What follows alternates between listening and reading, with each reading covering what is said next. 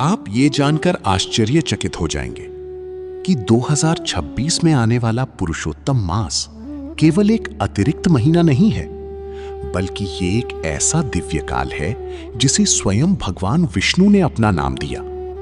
सनातन परंपरा में इसे अत्यंत पवित्र माना गया है। ये केवल तिथियों का खेल नहीं, बल्कि ब्रह्मांडीय ऊर्जा का एक विशेष द्वार है। कहा जाता है कि इस समय जो व्यक्ति भक्ति, साधना और जप करता है, उसे सामान्य दिनों की तुलना में कई गुना अधिक फल प्राप्त होता है। लेकिन प्रश्न उठता है, आखिर इस अधिक मास को इतना विशेष क्यों माना गया? इसके पीछे एक अत्यंत सुंदर कथा है। जब हमारे ऋषि मुनियों ने पंचांग की गणना की, तो उन्होंने देखा कि सूर्य और चंद्र वर्ष में अंतर आ रहा है।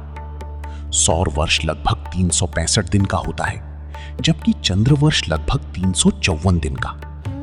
हर वर्ष लगभग 11 दिनों का अंतर बनता है, और इसी अंतर को संतुलित करने के लिए लगभग हर 32 महीने बाद एक अतिरिक्त महीना जोड़ा जाता है।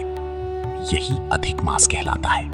लेकिन उस समय लोगों ने इस महीने को स्वीकार नहीं किया, क्योंकि इस महीने में विवाह, गृह प्रवेश, नए व्यापार और बड़े शुभ कार्यों को वर्जित माना गया।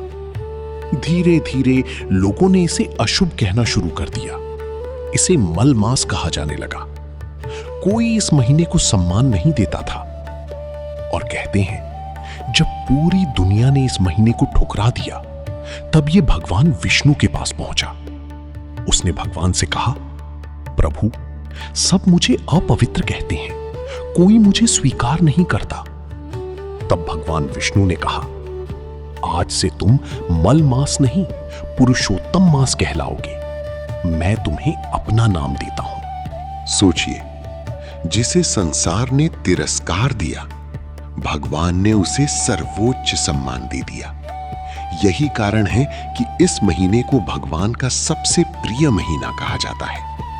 भगवान हमेशा उसी का हाथ पकड़ते हैं जिसे दुनिया अकेला छोड़ देती है। ठीक वैसे ही जैसे भगवान कृष्ण ने उन स्त्रियों को सम्मान दिया जिन्हें समाज ने ठुकरा दिया था। उन्होंने उन्हें दासी नहीं, अपनी रानियों का स्थान दिया। और उसी प्रकार जिस अधिक मास को लोग मल मास कहते थे, भगवान ने उसे पुरुषोत्तम मास बना दिया। सनातन परंपरा समय को केवल घड़ी नहीं मानती। हमारे यहां समय को जीवित ऊर्जा माना गया है, एक ऐसी ऊर्जा जो निरंतर बदलती रहती है।